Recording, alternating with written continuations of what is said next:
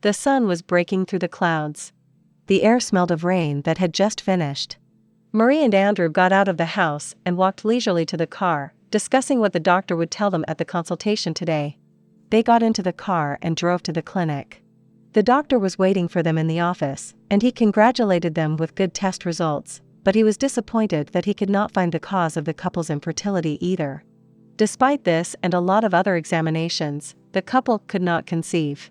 Mary and Andrew led a healthy lifestyle, prepared for conception, did everything to get Mary pregnant. But nothing worked. The doctor just kept throwing up his hands, as at other clinics. Andrew and Mary met a few years ago. Mary came to work at a company where Andrew had been working for a long time. A sympathy between young people appeared at once and very quickly grew into a serious relationship. And a year later they got married. Everything was going very well, except that Mary just couldn't get pregnant. And now, Mary and Andrew got tired of the endless medical tests and examinations and decided to adopt. They had to decide whether it would be a boy or a girl.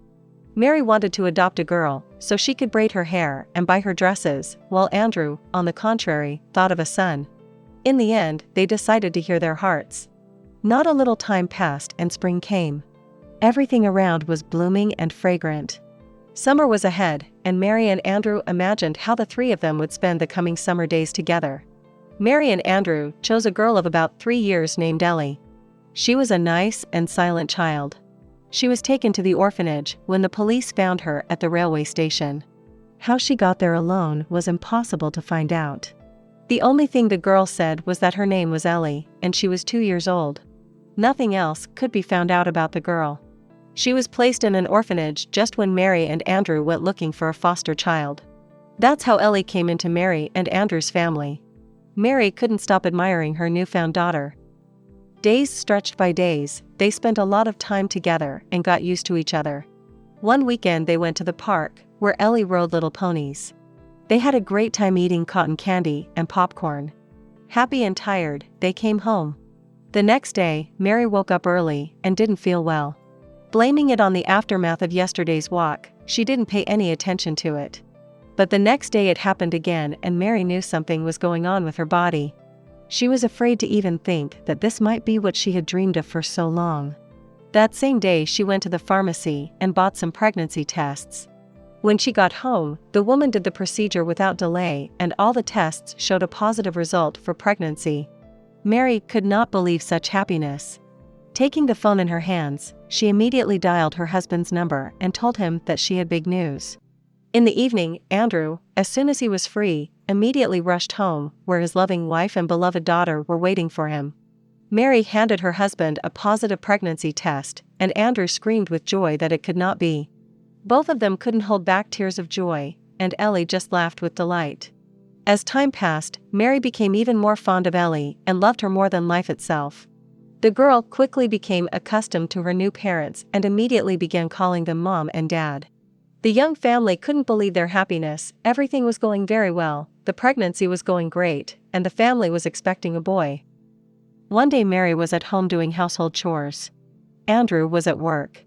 The doorbell rang. When Mary opened the door, she saw a young woman who introduced herself as Florence and immediately started talking about Ellie. Mary looked dumbfounded at the woman and invited her into the house. Upon entering the room, Florence saw Ellie playing on the floor. She shrieked with unbearable joy and relief and called out the girl's name. Ellie looked at the woman in surprise and ran to hug her with word "Mommy." Mary stared dumbfounded at what was happening, and Florence, calming down a little, went on to explain what was going on. A few years ago, she had divorced her tyrannical husband and had taken a holiday at the sea to clear her head. She met a man, and they had a holiday romance. The vacation ended, and so did the holiday romance. And when she arrived home, it turned out that Florence was pregnant. She was not prepared for this, but decided to give birth. After a while, a little girl was born who was named Ellie. Florence's parents helped with the upbringing of the girl, and life stabilized a little. But one terrible day, Florence's ex-husband kidnapped Ellie to get back at his ex-wife for the divorce. The child was playing with her grandmother on the playground in the park, and before anyone could react, he dragged the girl into his car and took her away. Later, the ex-husband realized what he had done and found nothing better than to leave the child alone at a train station in some city on the other side of the country, and he himself went into hiding. That's how Ellie ended up in an orphanage, while her own mother and the police looked for her in a completely different place. And recently her ex-husband was arrested for drunk driving, and he confessed where he had left the child. So it was only 9 months later that the police were able to pick up the girl's trail and find her. Mary was in shock, but she knew that she had no right to take the child away from her biological mother, who had been a victim of her ex-husband. So that Ellie would not be psychologically traumatized by all that had happened and by the abrupt change of residence, Mary and Florence acted wisely. They agreed that Florence would come every day and communicate with her daughter, and in time Ellie would move into her real mother's home. And so it happened. Now Ellie was happy with her real mother Florence. Mary gave birth to Andrew's son they had been waiting for.